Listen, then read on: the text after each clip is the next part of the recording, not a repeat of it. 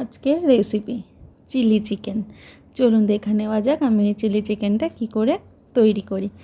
1 KG মতন boneless chicken নিয়েছি ছোট ছোট করে টুকরো করে। তার মধ্যে আদা রসুনের পেস্ট নিয়েছি 4 চামচ মতন, আর পেঁয়াজ আর কাঁচা লঙ্কা বাটা নিয়েছি। পেঁয়াজ এখানে আমি দুটো ইউজ করেছি, আর কাঁচা লঙ্কা ওই 8-10টা মতন দিয়েছি, কারণ কাঁচা লঙ্কা একদমই ঝাল নেই আমাদের। তো তার মধ্যে অল্প একটু সোয়া সস, চিলি সস আর টমেটো সস, আর স্বাদ মতন নুন, আর একটুখানি গোলমরিচ গুঁড়ো দিয়েছি, সেটা স্কিপ হয়ে গেছে। আর তার মধ্যে অল্প একটু লঙ্কার গুঁড়ো দিয়েছি, মানে ঝাল লঙ্কার গুঁড়ো দিয়েছি একদম অল্প। তারপরে ম্যারিনেট করে আমি আধ ঘন্টা রেখে দিয়েছিলাম। তার মধ্যে আমি একটা পেঁয়াজ এরকমভাবে ছাড়িয়ে নিয়েছিলাম কেটে, মানে কিউব কিউব করে। ক্যাপসিকাম একটা নিয়েছি, আর কিছুটা রসুন কুচো নিয়েছি।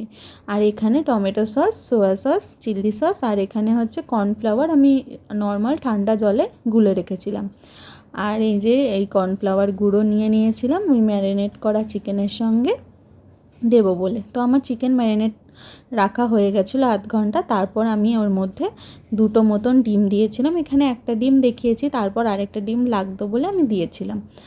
দুটো ডিম দিয়ে এখানে কর্নফ্লাওয়ার একটা গোটা লেগেছিলো, সঙ্গে আরও আরেকটা লেগেছিলো, কারণ দুটো ডিম দেওয়ার পর আমার ম্যারিনেটটা একটু পাতলা হয়ে গেছিলো, ওই জন্য আমি আরেকটা দিয়েছিলাম।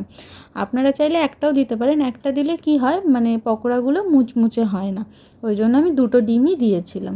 আর কর্নফ্লাওয়ারটা সেক্ষেত্রে একটু বেশিই লাগে।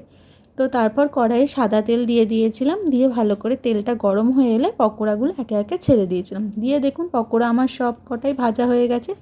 তারপর ওই একই তেলের মধ্যে ওই রসুন কুচিটা দিয়েছিলাম।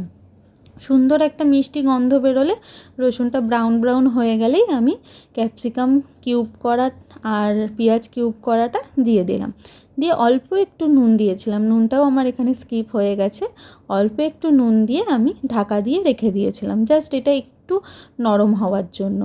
তারপর ভালো করে মানে ভাজা ভাজা হয়ে গেলে, নরম হয়ে এলে আমি তার মধ্যে সসগুলো, দেখুন আমার এগুলো সবই ভাজা হয়ে গেছে। এবার আমি সসগুলো দিয়ে দেবো একে একে। টমেটো সস দিলাম, চিলি সস দিলাম, আর দিলাম কি সোয়া সস দিয়ে ভালো করে নাড়াচাড়া করে কষিয়ে নেবো। আর অল্প একটু কাশ্মীরি লঙ্কার গুঁড়ো দিয়েছিলাম, নুনটা এখন দিইনি, নুন আর চিনি আমি এখন দিইনি, ওটা একদম লাস্টে দেবো। তো নিয়ে ভালো করে কষিয়েছিলাম, অনেকক্ষণ ধরে কষাতে হবে যাতে একদম তেলটা উপরে উঠে আসে আর সসটা একদম নিচে চলে যায়।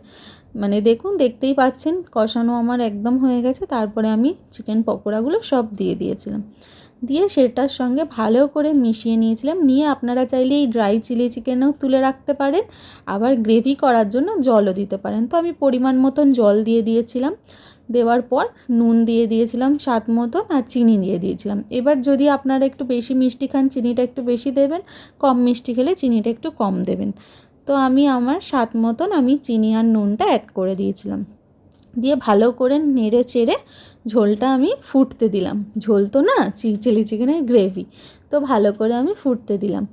তো আমার হাফ ফোটা হয়ে গেলে, ঝোলটা যখন হাফ ফুটে যাবে, তখন আমি ওই যেটা আমি কর্নফ্লাওয়ারের সঙ্গে যে জলটা অ্যাড করে রেখেছিলাম সেই জলটা আমি দিয়ে দিলাম, আর কয়েকটা চেরা কাঁচা লঙ্কা দিয়ে দিলাম। কাঁচা লঙ্কাটা আপনারা প্রথমেও দিতে পারেন, আমি প্রথমে দিইনি, কারণ একটু বেশি ঝাল হয়ে গেলে তখন আবার ছোটরা খেতে পারবে না, ওই জন্য। দেখুন আমি কাঁচা লঙ্কাটা দিয়ে দিলাম, দিয়ে ভালো করে আবার নাড়াচাড়া করে নিলাম। নিয়ে এবার গ্রেভিটা আমি যতটা শোকানোর ততটা শোকাবো, আপনারা এরকমও নাবিয়ে নিতে পারেন, আবার শোকাতে পারেন। তো আমার গ্রেভি একদম রেডি, থকথকে হয়ে গেছে গ্রেভিটা, চিলি চিকেনও রেডি হয়ে গেছে। এবার গরম গরম সার্ভ করব। তো আমার এই চিলি চিকেন রেসিপিটা আপনাদের কেমন লাগলো আপনারা কমেন্ট করে জানাবেন।